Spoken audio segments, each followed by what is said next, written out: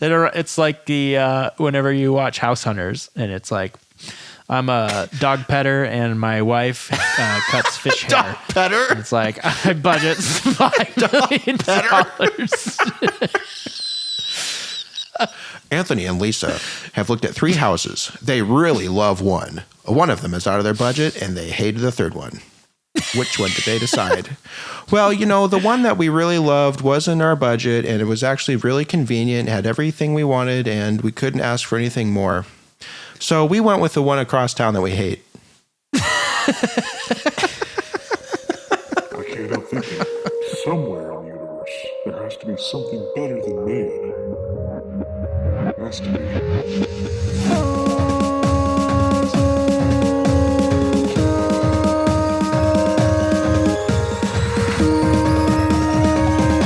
Ladies and gentlemen, welcome to Ascension To Ten.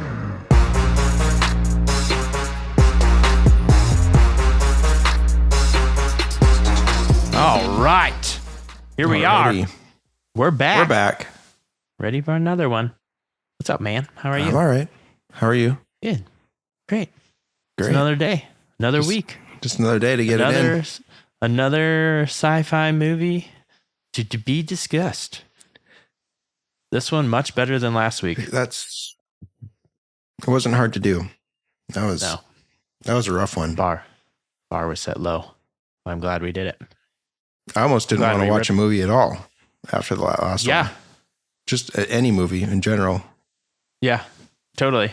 I mean, the only thing that got me, the one thing that was nice is that we watched Severance last week.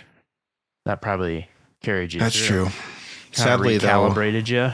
As of the day that we're recording this, the season finale airs tonight, and so I think in any case, I'm going to be bummed. Yeah, but that's true. It's been quite the journey. Yeah, it's been quite the journey. I'll give you that. It's been a very good show. I've really enjoyed it. You still gonna fall on the cliff that it's the best movie or show you've ever seen? Yep. No matter what happens Okay. with this episode, it's guess we'll find out. It is too good to fail at this point. Totes me goats. I have a story. Okay. Can I hear a story? Yeah, happy to. Recently, I was I was a control subject for a clinical trial on campus. And I do this from time to time man. because I was on the science end of a clinical trial. And it's pretty difficult having human subjects comply with the smallest things. And so I've thought that I'm going to pay it forward or pay it back by when I can be a good control subject. And more times than not, there's a monetary compensation involved. So get a little money, do a little thing. In this particular case, it was an imaging study. So I had to have an MRI done of my legs. Ooh. And I had to have a DEXA scan done.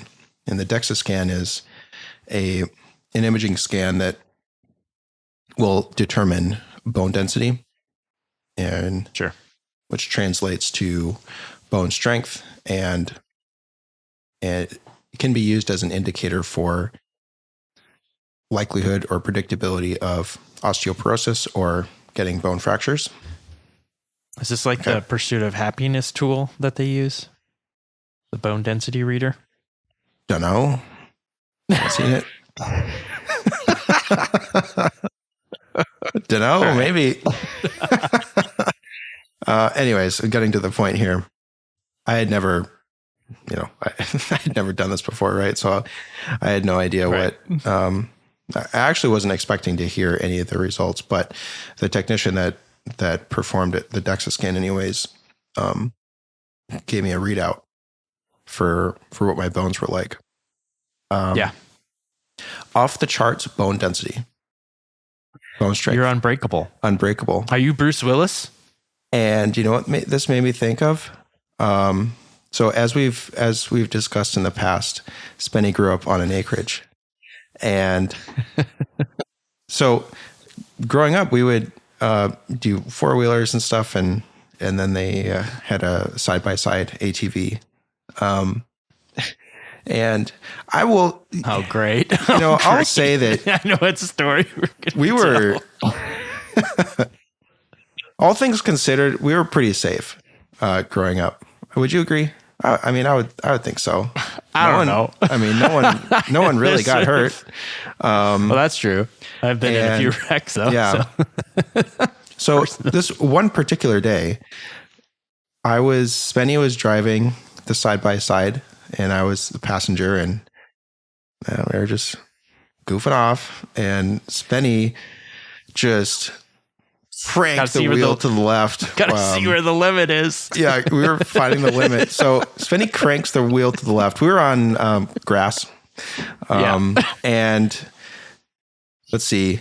This hard grass vehicle not is like mud where it was like no, right. No, it was hard. Yeah. And these things don't have low centers of gravity, right? So we roll over, and I'm sitting in the passenger seat, and this particular model, or this model at that time, didn't have any doors or anything, and there was no netting on the side. You were just kind of in this pod, not even a pod. It was just a loose cage around you. And so we're going to tip over. We almost do a complete rollover, although we don't get quite rolled over, do we? I can't remember. I think it just rolled over. Just to its side. Like fell over on its side. Yeah. Which was I think it your did, side. I think it did a 270 though, because maybe. Because you hit your head, right? You scraped your head. So we did at least a 180. And so the point is, we tipped over on my side. I'm on the right side.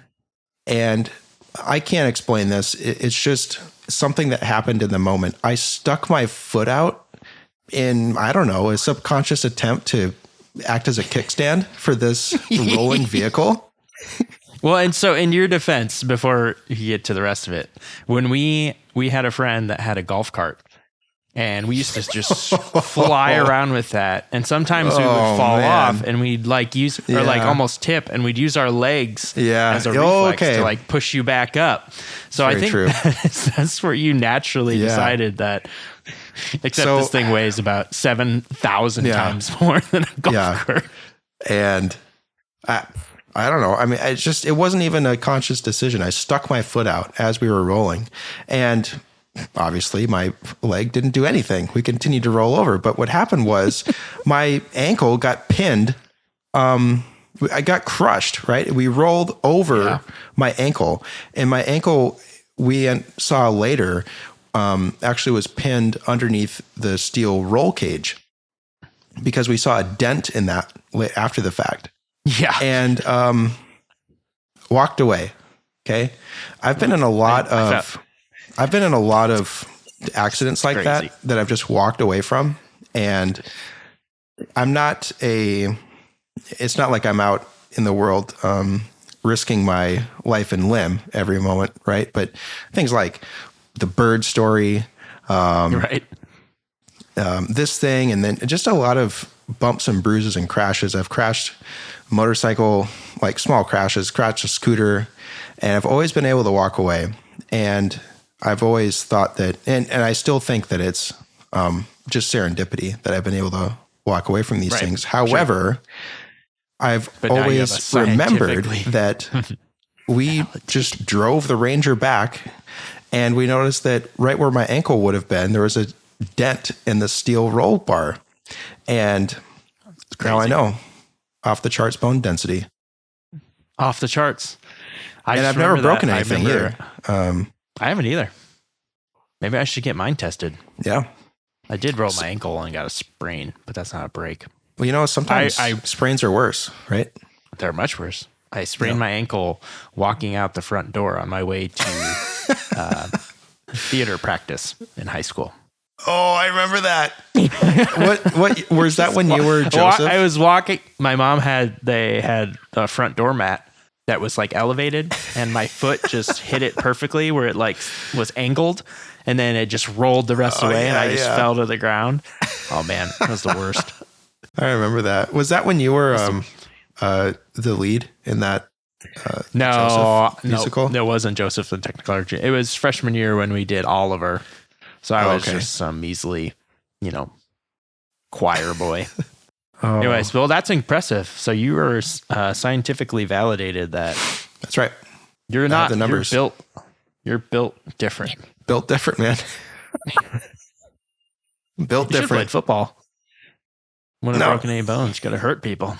Marching band was much more intense, anyway. So yeah, got to go for the most extreme. I mean, you're wearing wool in 100-degree heat, and that's right. Roll stepping with those black shoes. The Dinkles. That's what it's all about. Your Dinkles. Mr. Dinkle. That's the brand of the marching band shoe we had. Mr. Dinkles. Well, anyway, so I thought that might interest you. So full disclosure, you're invincible. As of yet. I mean, that by definition, right? I'm still alive. So as are we all. But very, very impressive. Congrats. Thank you. Congrats, Jad. Thank you. Well, Mr. Unbreakable, Bruce Willis. Yep. We're talking about a Bruce Willis film today. Yeah. Great. Great. This is full disclosure. I wrote here we go. the least amount of notes for this movie. My notes document is maybe a quarter of what I typically write. You know what's funny is you ended that last episode with like, oh great, Fifth Element. So then here I am. I'm having to pull the weight because I'm like, I gotta prove to this kid that this is a good movie. So here we go. Well, okay. Well, you've watched it again. Yeah. Right. And you still think so? Yeah, I think I'm going to make some good points. I'm going to blow your mind. So, all right, here we go. Set it up. Fifth Element filmed and was released in 1997. Jad, did you know this is a French science fiction film? No, but might as well be. Did you also know that it's the highest grossing French film at the box office still? Did you know that Luc Besson is the director and writer of Fifth Element? He started writing the story when he was 16. It seems like a 16-year-old wrote this movie. And he worked on a 400-word language that is used in the film all the way up through 1991. So 15 years or something of making a language. How about this counter argument? Do you know what the fifth element is on the periodic table? No. Boron. Boron. Which is boring, as is this movie. Oh, great. Yeah.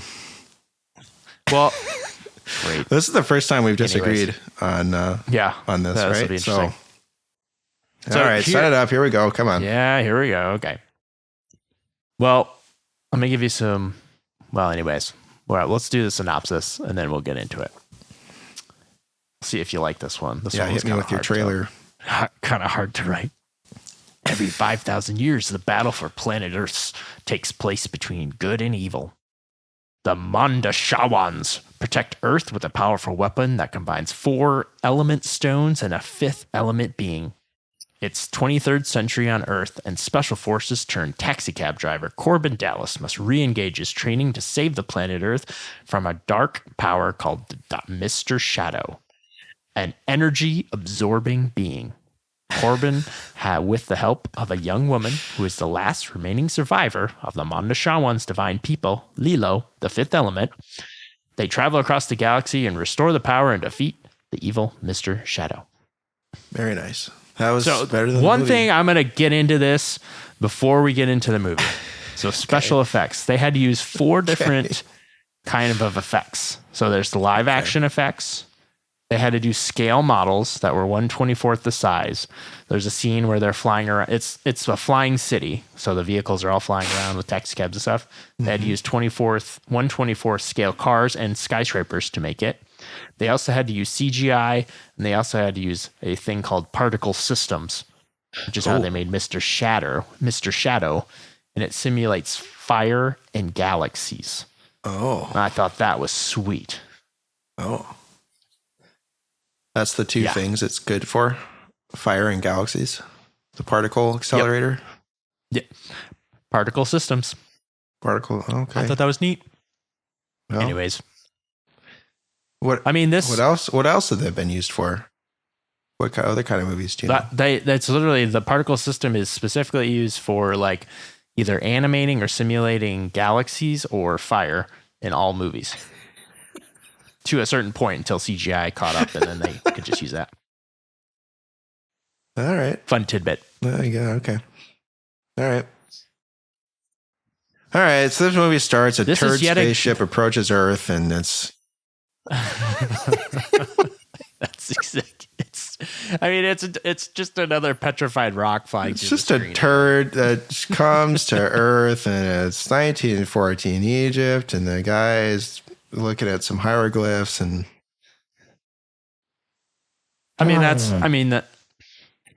So there's the opening scene is in Egypt, and this guy trying to figure out the hieroglyphics on the walls, and then all of a sudden a spaceship lands, and these aliens show up who waddle like gigantic fat robot armadillos with duck heads. They walk about 1 mile an hour. And they decide that Earth isn't safe anymore, and they have to take the elements, so the 4 element stones, and the being that's in there, a sarcophagus. It's a little get them off there because it's a tomb, because they're not safe. But in the meantime, there's one guy that is trying to explain why they're leaving, that it's not safe anymore, and they're going to take it themselves. One of them gets shot, and all of a sudden it causes the security doors to close, which are just stone, and he gets left behind, which, to point out, he just gets left behind, and no one knows anything about him afterwards. So one of these aliens is just left behind, and they never talk about him again. Inner universe spanning alien species with technology to, come and go as they please to Earth, and they get stuck behind a stone door. And then his homies just bail, right? Because they're out. Okay. Yeah. He hands the key. He hands it. Yeah. Okay. The guy that got stuck, in his last ditch effort, extends his little key hand to give the human on the other side the key to open the door that he's now stuck behind. So you might think that he could just use that key to open the door again, but nope. They got to bail. And they say that a war is going to break out. I guess they mean World War I or something, or intergalactic war. Yeah, 1914. I think it was right around. Yeah, they're worried about human war. But so the premise is that there's a priest there, and he has to learn and teach the next generation. They have to keep the key that has access to this temple. And then it fast forwards to the year 2214, and there's a big ship taking readings on a star that just exploded. That's just giant, keeps growing. And they go to the president of the Federated in New York City, and they're trying to figure out what's going on.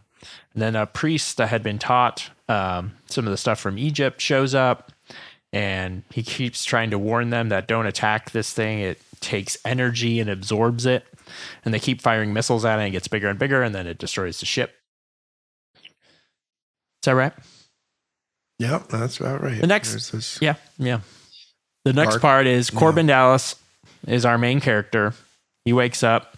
Wait, though, are you forgetting about the armadillos that come back? Or is that later? That's later. Oh, okay. All right. Okay. Oh, yeah. Well, anyways, we meet Corbin Dallas. He's a taxi cab driver.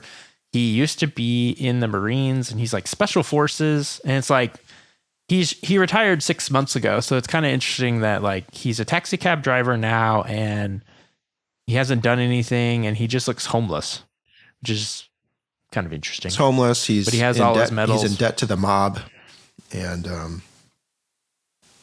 he's trying to make some kind of living. I wouldn't say an honest living, but he's on his last strike in terms of illegality. Yep. He's going to go.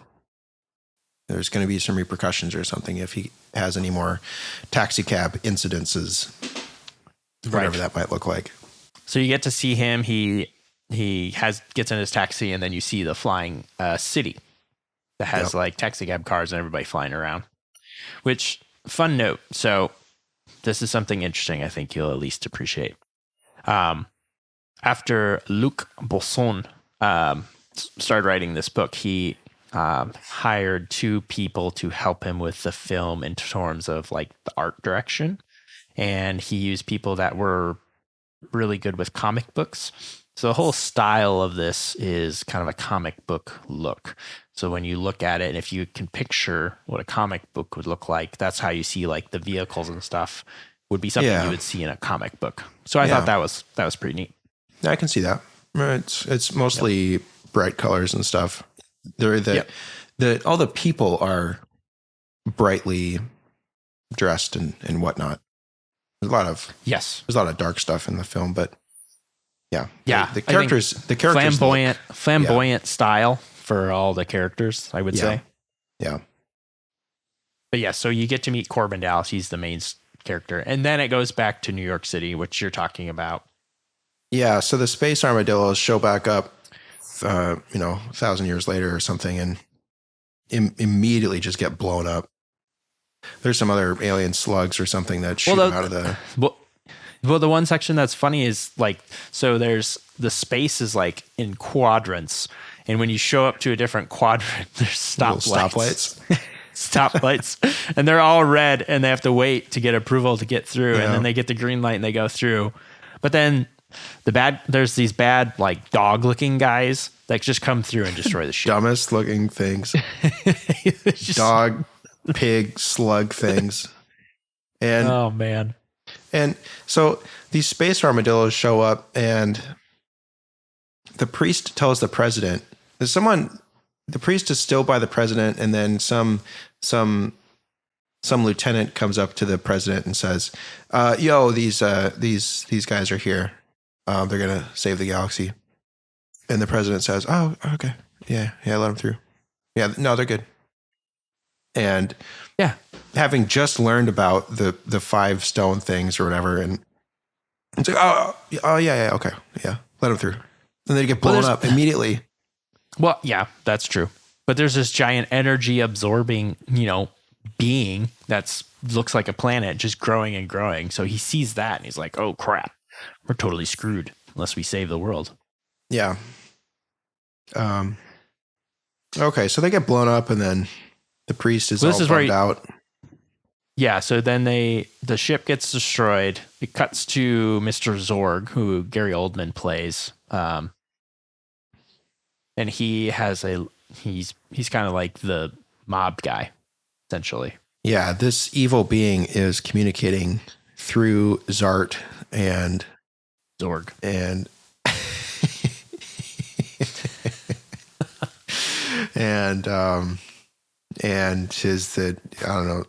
Zlarb is the person that has to coordinate the space slugs to shoot down the armadillos and get the stones, because I guess that the evil being can't win unless the evil being has the stones and the 5th element.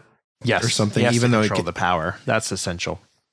So can destroy planets, though. So the scenarios are: it can wipe out all life in the universe by just destroying everything, but still not win if he doesn't have the stones. But then if he has the stones, then he can officially win by destroying the universe. Or the good guys can get the stones and activate the 5th element. Yep. Well, yeah. I mean, the next part cuts. So the Madashawan ship gets destroyed, but they go for recover the wreckage, and there's some cells left, a hand, essentially. Yep. And I'm sure you have some commentary on that. The 200,000 memo groups where they go to, they bring it in, they put it in a machine that can rebuild life. Yeah. And they're talking about DNA and how, whatever. Yeah, they basically 3D print the rest of whatever the body was going to be based off of what it found in the hand. And precisely. You know what? I don't know. Throw some electrons in there and you got a person, I guess. Yep. Turns out to be a woman, which they're expecting a man. She has orange hair. And they put on some thermal straps, which is like this white outfit. It's pretty iconic. I remember as a kid thinking, whoa, this is hot. Thermal banding. And then it turns out this is the actress. Oh gosh, what's her name? Jovovich, who is from Resident Evil. She's the key main actress in that. Yeah, she only seems to get these type of roles, right? Yeah, I mean, this was her first big break. Oh, really? Okay. Yeah. I mean, the type of what she does is so similar to everything that's in the Resident Evil movies that, I don't know, I mean, yeah, it's kind of what she's known for, I guess. Mila Jovovich. That's what her name was. Let's blank on it for a sec.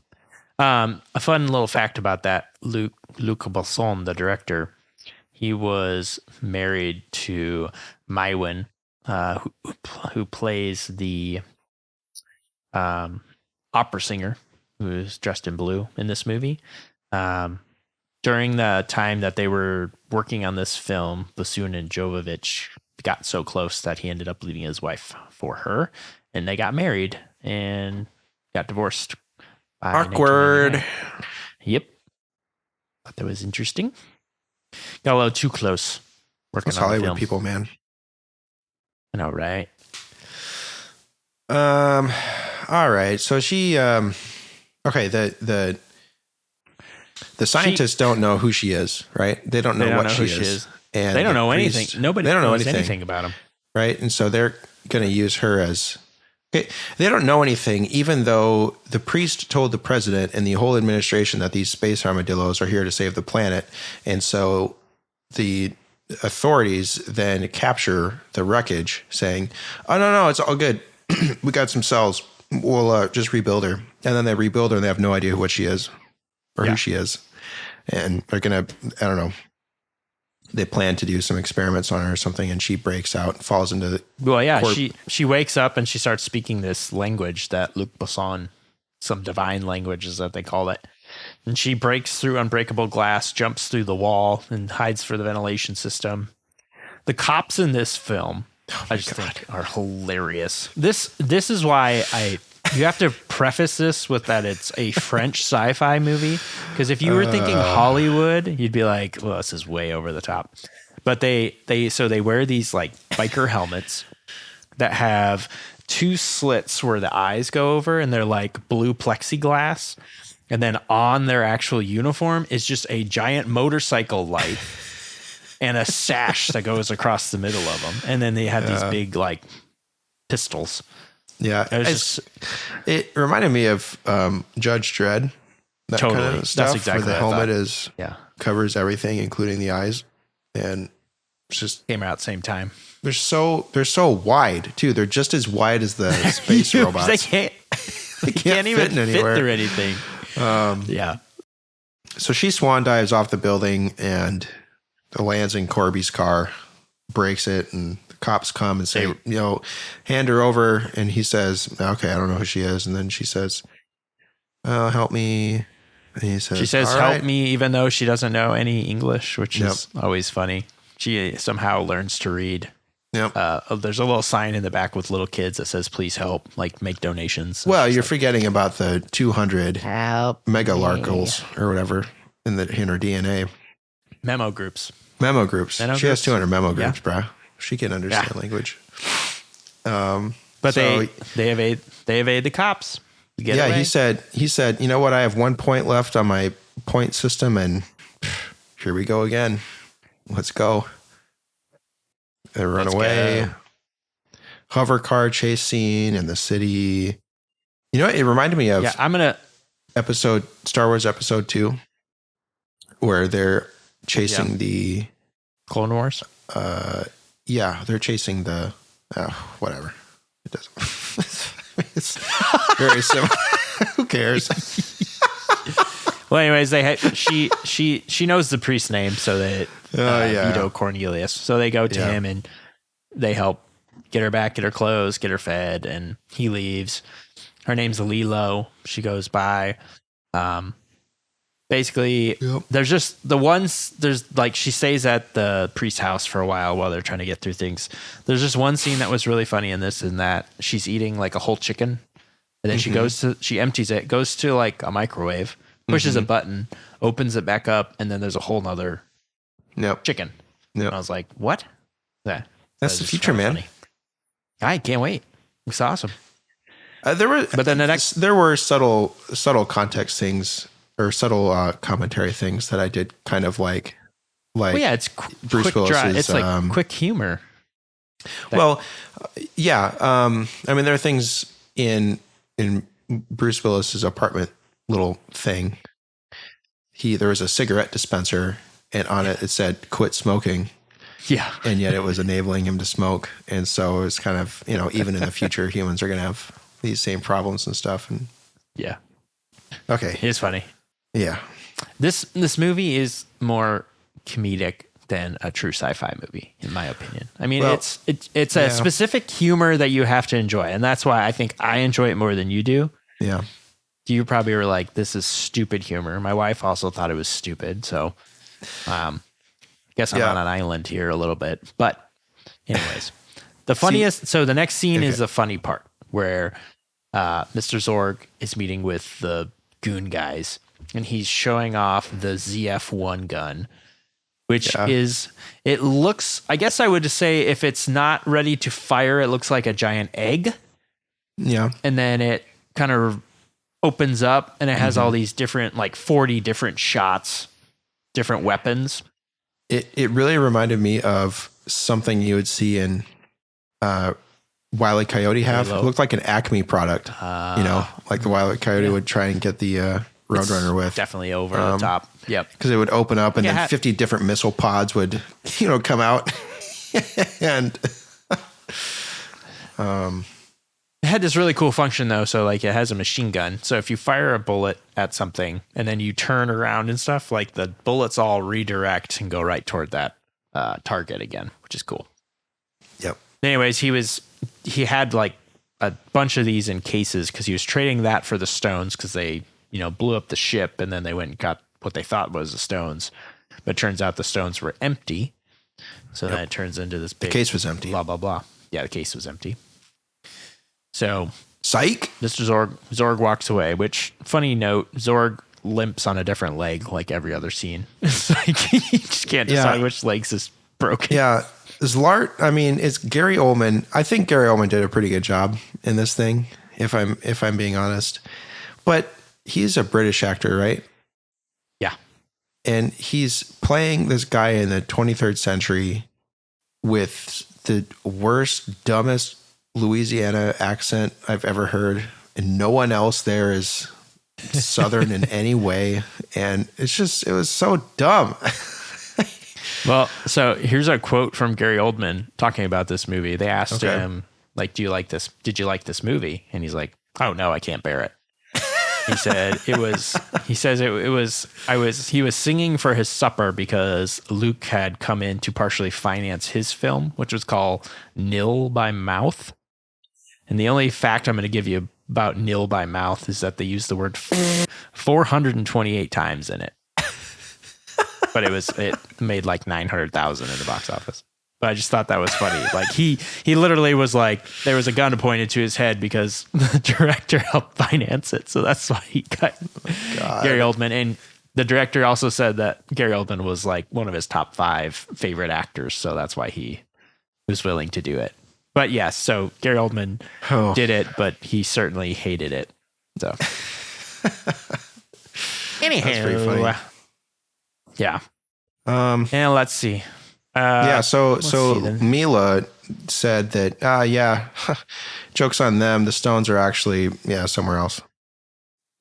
And then they find out where the stones are somehow. Well, hold on. She tells them. There's one scene, and I think this is funny. So Zorg has the Cornelius, the priest, come to his office. Oh yeah. And he's making these metaphors. Like he's sitting there talking to him, talking about metaphors about glass and how it shatters, and talking about how like when things break, you know, who do you have to like clean things up for you? And then this trail of all these robots come and start cleaning up his glass. And then they give him a new glass of water. Yep. And then they put a grape in it. And Zorg's like, you know, being funny. And then he accidentally swallows the grape and is choking on it. And then he pushes all his buttons like, and like all these like different creatures come out and stuff. And there's like this random little elephant. Stupid little God. Ocelot thing. Elephant aardvark. And he's choking. And then finally the priest saves him. But it was just so funny because it was just all this random stuff. It just made me laugh. Dumb little thing came out. Yeah. But anyways, after that, it cuts over to the Mr. Shadow, who's absorbing all the comm satellites, just sucking them all in. And they're like, this is where they have the general has some epiphany that he's going to get Corbin Dallas to come save the day. I don't remember. I mean, what happens to so they figure out the Zert doesn't get the stones. Cut away to Leland says, idiot, stones aren't there. And then I guess she knows where they are. Yep. But then how does, I guess the priest tells the president where to get the stones? Because then the president says we need to get, because they know. Yeah. Okay. So she tells, so Lilo tells the priest where to find these. Okay. Yes. And is that an actual scene though? Because here's how I remember it. Leela doesn't even say, she says, I know where the stones are. Then it's the president saying, we gotta get a guy to get these stones. Who's your best man. Yeah, you're right. Yep. And then it's some general showing up at his little cubicle house saying, we need your soldier. Time to gear up again. And he says, that's kind of how it went. And then it's all of a sudden, oh, you won this cruise ship prize. And the general says, we didn't have anything to do with that. And Corby says, did you rig the contest? And he says, I don't know what you're talking about, man. And then Leland shows up and then he gets all weirded out because the last time she saw these general people, she was in the cage thing. And then she says, bruh, I need your tickets to the thing because of the thing. And then we got to go get the stones. And then he's shoving people in refrigerators and then shoving people into mattresses. And I'm not making this up. He's shoving people into refrigerators and mattresses. And it's true. And then he's trying to hide everybody in his little... And then the cops show up for no reason. And then he has to deal with that. And he sends them to his neighbor who gets shot. And then he's like, smoke you. And then the smoke. And then the priest steals the tickets. Please identify yourself as human. I'm a meat popsicle. There's a reason. It's Zorg. Zorg has his hand in the police, and that's why they're coming to find him. Zorg is part of the mafia, so he's paying them off. That's why the police show up. But I think it's the priest or Lilo that has the foresight to change the name on the little apartment tube thing and switches it to his neighbor, and his neighbor gets smoked. But the next scene is they go to the station to fly to go on this trip for Flosteen Paradise ticket. Paradise. This was trip. What I thought was the most clever commentary thing. It was very subtle, right? But so this whole up to this point, it takes place in in future New York, right? Mm-hmm. Yeah. So they go to an equivalent of an airport to go to space, and they go to LaGuardia, and it's a literal dump. Yeah. Yeah. It's a literal garbage dump, which if you've ever been to LaGuardia is about. That's very accurate. So it's never, I mean, it's just kind of there in the background. I was going to say right? something otherwise. Yeah. Okay. So they have to go to, sorry for the trash problem. Yeah. So then 3 different groups of people show up to claim Corbin's tickets, and Corbin and Lilu eventually get on. And so they take a spaceship to go to another planet, because the tickets that Corbin won were for a cruise ship, a vacation cruise that a famous opera singer, intergalactic opera singer, is going to perform at. And that is Lilu's contact for where to get the stones. That's right. But there's a... So, yeah. Well, so they arrive at Paradise. Right? They arrive at this Paradise planet and then immediately just take off another spaceship. Did you catch that? Yeah. The cruise was in space. Yep. Why did they have to go to this Paradise planet? Because they're over the ocean. It's just, anyways, doesn't matter. All right. Yeah, doesn't matter. But the funniest part is, so part of winning this Paradise tickets, he has to do a radio show with Ruby Rudd, who was Chris Tucker's character, which credit to Chris Tucker on this, because one of the things I read is that the original person that that was going to do this is Prince. I'm like, well, yeah, that would have been perfect. That would have made way the more outfit sense. And everything would have been, made more sense. But Chris Tucker is like this very like over the top like character. He's got a like leopard skin tight outfit on, and his microphone is a cane that has just a little mic on top. And like he's hosting like a radio show, and he's trying to like talk to Corbin Dallas, and Corbin Dallas just keeps giving him like one word answers like yeah. He's the most famous radio personality, right? In the galaxy. But you can't understand a single word he says because he talks so fast, and it's just complete gibberish. I'm not convinced he's saying anything. Right? I mean, the only part you can hear, the part you can understand is when he sings Lionel Richie all night long. All night long. Oh yeah. Okay.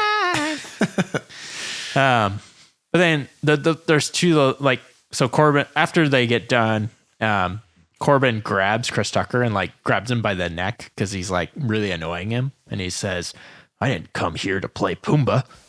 And I thought that was really funny. What does that mean? Does that mean anything? Play Pumbaa. But when they get on those planes, they have sleep pods, so they get knocked out while they're sleeping. Yeah, to get to the first first spaceship. But so as you said, they take off. They are knocked out. They're sleeping. They get to the other ship. Did you see the part? Where is it? I'm trying to think of where. When they get to the planet, they land, and it's like this. It's a cool looking yacht. Again, looks like a comic, something from a comic. Yeah.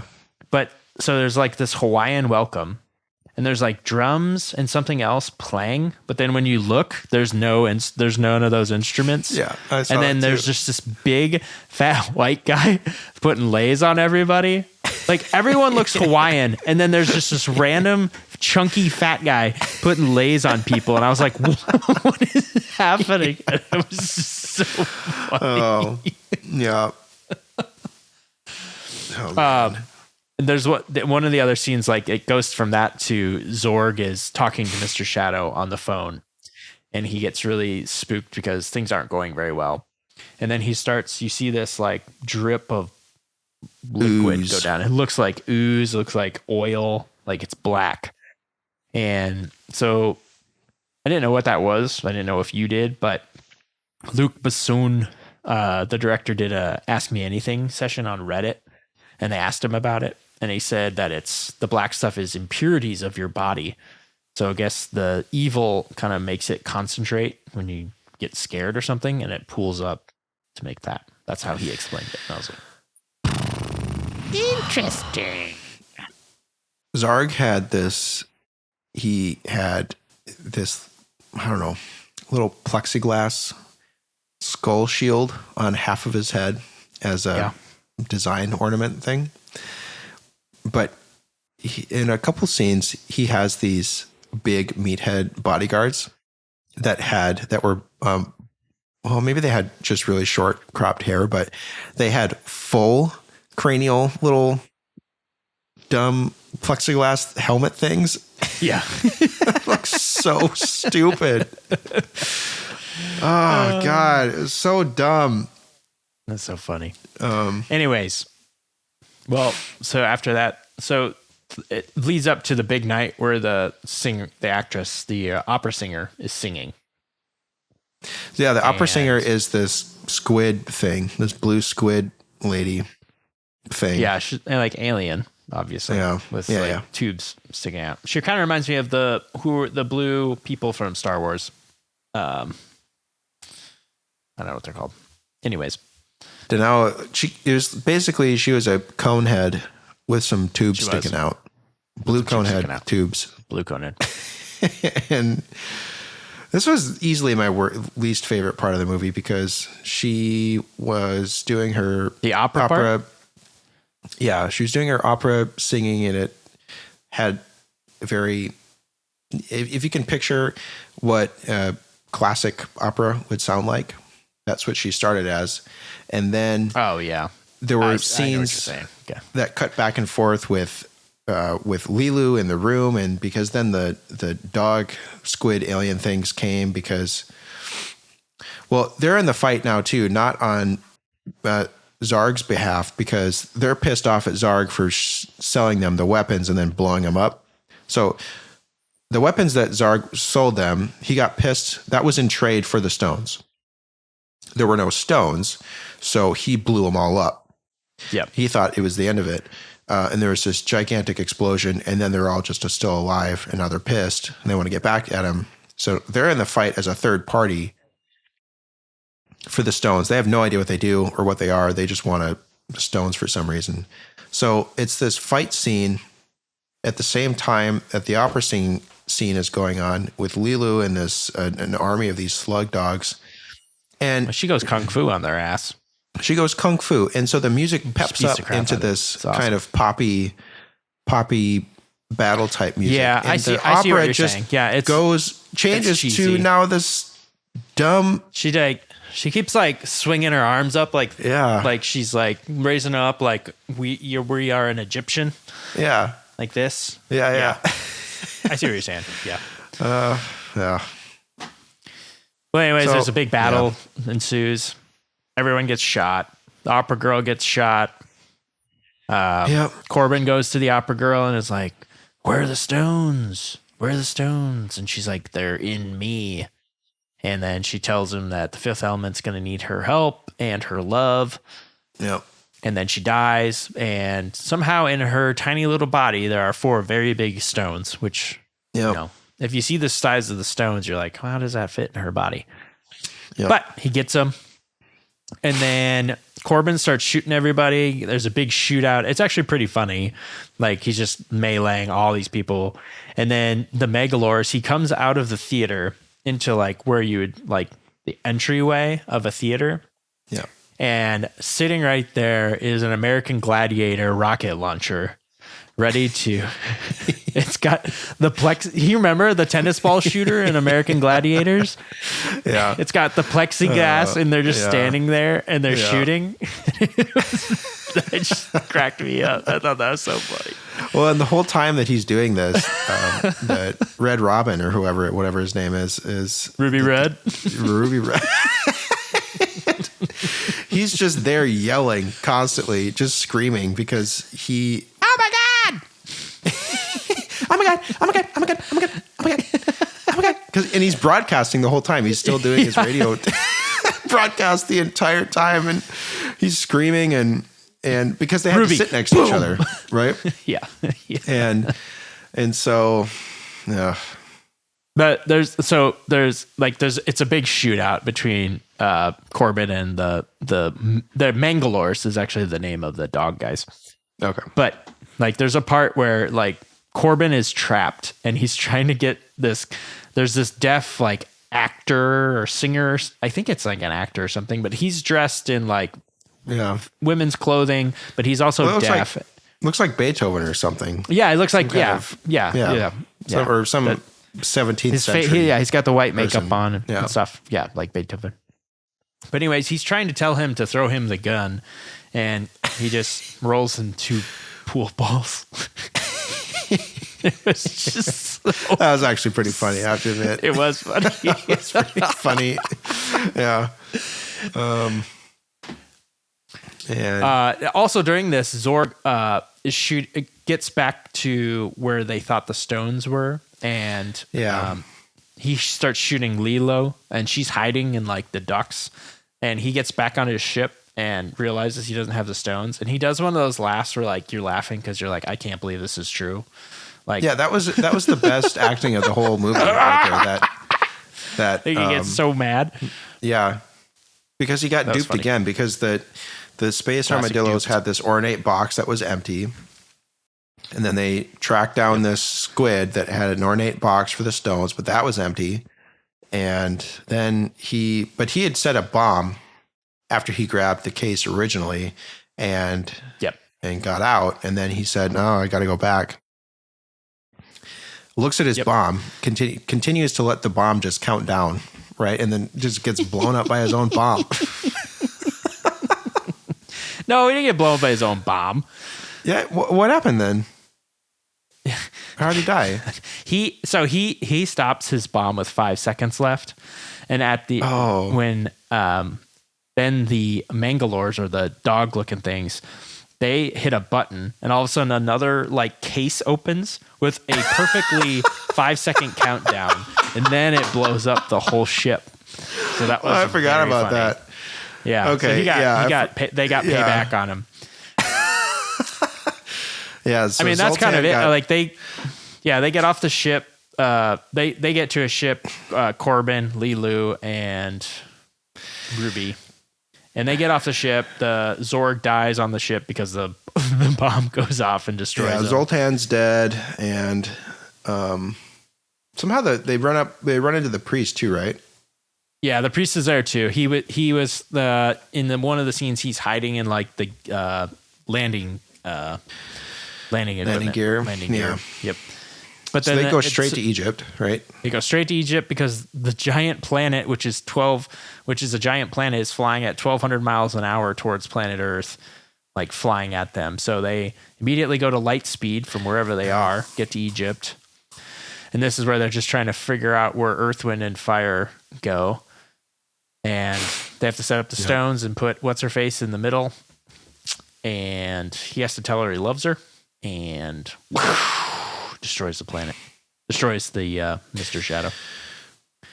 Yeah. But there is the Earth, Wind, Water, and Fire. And there's a funny scene because they're looking at, I think it's the wind or maybe it's the water. But there's a scene where they're holding it and it's obviously the wrong one. And then you cut to the next one and then they have the right one. So I thought that was funny. Mm-hmm. Yeah. Yeah. The priest that was in charge of knowing how to circumnavigate this evil has no idea what to do with these stones. He was the sole person in charge of keeping this knowledge, and he didn't know what to do. So, yeah, that's about all I got. That's about it. Yeah, the final scene is Corbin and Lilu in the tube. Yeah, back in the 3D print tube. 3D print tube. Yep. Doing PG-13 stuff. So that's it. So one fun fact. So through this movie, 90% of the time there's music playing over it. And the guy that did the music, his name's Eric Serra. He and Luc Besson worked a lot together. But it was cool how many different genres that he kind of incorporated, because there was a reggae scene, hula, opera, kind of some techno, all sorts of different things that kind of went with every scene. So it was neat to see. But again, if you look at this as a pure sci-fi movie, I think you'll be disappointed. But if you look at this and you think about the fact that there's comic book, comic book is kind of the inspiration for this movie. Like the flying cars, the dialogue pulls out these like little humors that you would kind of see in a comic book if you're reading that. Yeah. And I know that this is a polarizing movie. Obviously, one of us likes it, one of us doesn't. But I find it enjoyable because it's more comedic in nature. Yep. And also the fact that if you think about this being, I don't know, a French movie. I mean, I've never watched a French movie that I enjoyed, so this would be the only one. So I thought it was pretty cool. I'm not sure if I've seen any other French movies. So to date, that's my point. My experience is that I don't like French movies. Well, Europe's not made for big hitters, big, blockbusters. So here's my kind of take on the whole thing. I do get that it is supposed to be quirky and stuff, and maybe you could stretch it to be a satire of sci-fi, but yes, it's not that good at being a comedy, and it's not that good at being a sci-fi movie. And so it's blending two genres that it's not doing well, because on one hand, I'm thinking, is this supposed to be Spaceballs? No. And it's not supposed to be Star Wars. And so it's kind of, it falls short in the two categories that it's spreading itself thin across, if that makes sense. And gotcha. I don't know. But this like is I said, the Ascension to 10 podcast. One thing about this movie, yep. I mean, I would say this is probably one of the most polarizing movies I think we'll probably review together.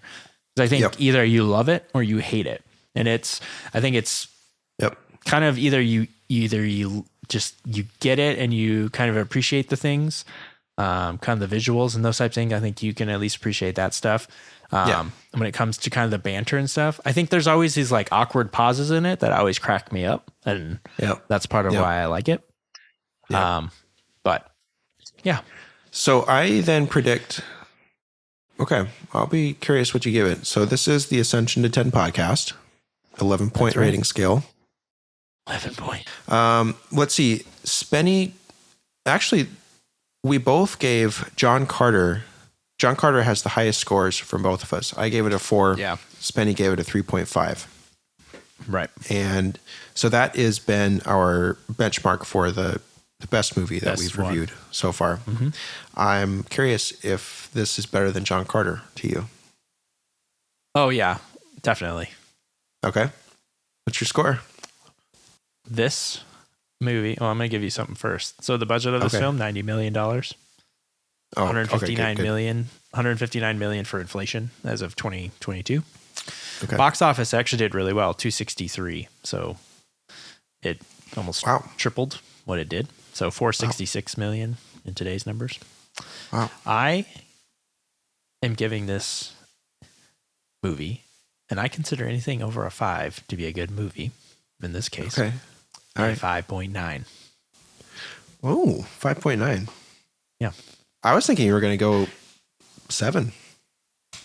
No, I've got standards. Okay. Highest movie rating yet. Well, I gave it a 3. 3? Okay, that's fair. Yeah. This is about for reference, I gave After Earth a 3. I can't believe that. Just because you told some stupid story about a bird. That's the only reason you gave it a 3. Unbelievable. No, it's because of the set design. I got too hung up on that. Oh, that's right. Yep. That was the saving grace. So, I mean, that being said, I'm giving this basically... Hey, that's... 3 is an adjusted value for After Earth. I'm giving Fifth Element a solid 3. Oh, okay. So, yeah. That being said, I don't ever want to see this again. Oh, it's one of those movies that whenever... Yeah, at least for me, one of those movies for when it's on, I'll always watch it. Yeah. I guess one thing that's always I was impressed by, outside of this being French, obviously, but the fact that the director kind of developed that 400 word language. I mean, that has to be a lot of lot of work. And I think Jovovich did a really good job with that. I think I really enjoyed her character. I think she was pretty good, especially this is her first big break. So, yeah. I feel like I was a Debbie Downer today. Yeah, you were. Sorry, I was trying to carry Sorry to the audience. Oh, great. Trying to just over here dunking on Spenny's enjoyment level. I came prepared because I knew you were going to do that. So I was trying to give you my facts and tidbits. Yeah. Well, sorry to the audience. It's not. Don't want to be a Debbie Downer. I just hate this movie. Well, yep. What's next? Have you decided what movie we're going to do next week? I have. And my first criteria was, as we discussed over text, is it had to be something we didn't have to rent, because all these movies we've reviewed so far we've had to rent. Yeah, it's because we've been just picking at random. Yeah, but which is fine. I mean, it's fine. But I wanted to pick something that I knew for sure would be on a streaming service we both have, and in this case, it was Netflix, and it's a Netflix original, I think. Ooh. And it's a bit topical, or given what we've previous movies, but we're doing Bright. I think it's called Bright or Glow. Bright. Is that Will Smith one? Yeah. Is that a movie or is it a series? Oh, I hope it's a movie. I think it's a movie. Okay. If it's a series, I have to pick something else, but we're going to go with Bright. I think I know what you're talking about, but at the same time, I'm not sure. Okay. It's him. There's some maybe as a cop guy. or something, and a blue guy. Yeah. Okay. I'm choosing it because it's, well, I've never seen it. Yeah, I had never seen it either. For Will. We'll see. I don't know. I was browsing Will Smith the got canceled. Netflix sci-fi. Well, it might be topical here. Maybe it's trash, and he went from making this to winning an Oscar. Maybe that's quite the Yeah. So, anyways, that's what is in store for us. Sweet. I look forward to it. That's awesome. Yep. Well, we say that now. Next it week might be bad. Well, yeah. Next week sometime. I said right when you announced that we were doing Battlefield Earth, I was like, all right. Really excited because I hadn't seen it. Because I knew it was bad, but man, it was torture. Yeah, that was on another level. Okay. Any typical days over there? I don't have necessarily a typical day. I don't know if it's an update from a typical day, but we've had a lot of issues with getting things delivered, or they're broken and these types of things. So we had end tables ordered, and this is actually, I don't know, positive. So now it's not technically a typical day, but it's an update. We got nightstands, and they came, got installed, or got delivered, and nothing was wrong with them. First time. Hell yeah. So celebrate. Still don't have a bed, but we'll get there. Because what was you posted a picture of a table that came and the leg was snapped off and also just gone, so right? Yeah, that is actually a typical day. We ordered 2 chairs that match our new table that we got, and the table came fine, no issues, but then the two chairs were packaged literally just in cardboard. There was nothing else to insulate, nothing to keep them safe. There was no foam, no nothing. So one shows up and the leg had been just completely ripped off. There was holes in the box because, the thing looked like it had just been chucked around. Somehow the other one made it, no problem. But the other one was just, the leg was ripped off. And you call the place and they immediately... And gone though, right? What? Yeah, it was gone. The leg was broken and gone, right? Yeah. Not that it would help if it was there, but it's strange, right? Because that means that they packed it broken, right? I don't know. There was holes in the box. Sorry. Okay, that's what you said. If it broke and then it fell through the hole, I don't know. Okay. Anyways, what about you, Jad? Any earth-shattering typical day? No, I have some more stories, but we got to save those. It's funny. Keep the audience on their feet. Well, This is not a typical day. This is actually a product complaint. Ooh. It's not a product I've paid for, so it's not really a product. My wife Sarah and I are looking for houses right now, and the common thing to do in that sense, casually, is to browse Zillow, right? Redfin is another app for home browsing that are on the market. And Realtor. Okay, I haven't tried that one. And this is nothing serious, right? It's open the app, see if anything new is up, close the app, kind of thing. Sure. But you set preferences, right? Price being like probably the main one. Price range. And then what kind of houses, layout or bedrooms. Yeah, price range. Yeah. Yeah. So setting price ranges and conservative price ranges. And somehow my email got associated with this app. And I get emails 3-4 times a day about new houses that just show up. And every single one of them is $5 million home. Oh, new $5 million home in your area. Better take a look. Looks great. Come on. Why?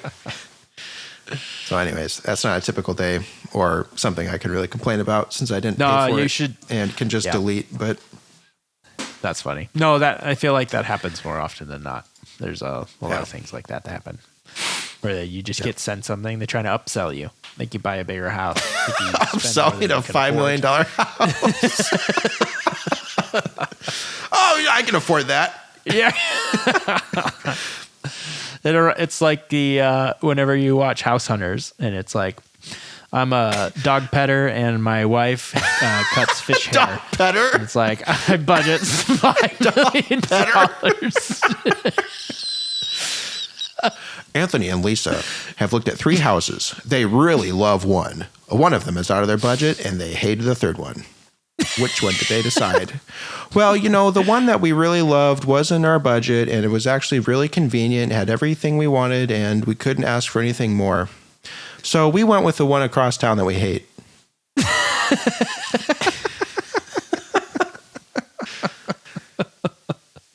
That's exactly how it goes. So, yeah. That's funny. Well, anyways, that's... All right. Is that it? Is that all we got? I think that's it. As always, you can reach out to us on our socials. Spenny handles all the socials. Ascension to 10, 2 with the number 2, 10, TEN. If you want to write to us, email us a funny story or a typical day or a suggestion. Reach out to us at Bois, BOIS, at ascensionto10.com. Links, as always, in the description. Thanks to Bryan for the music, and I don't know. We'll get him on again, hopefully soon. Yeah. Hopefully. Be on the lookout for a bonus episode, hopefully soon. Where that's right. Are able to do some of the fan recommendations. So we'll get to work on that. Yeah, maybe. Yeah. So that's in the pipes. And pipes. Yeah. Again, as we talked about in the last episode, if we gather 3 to 4 movie recommendations from the audience, we will do a special episode where we kind of spitfire through a few of them. So we'll see. That's right. All right. I'm Spenny. He's JAD. This is Ascension. Thanks for listening. Yep. Bye. Laters.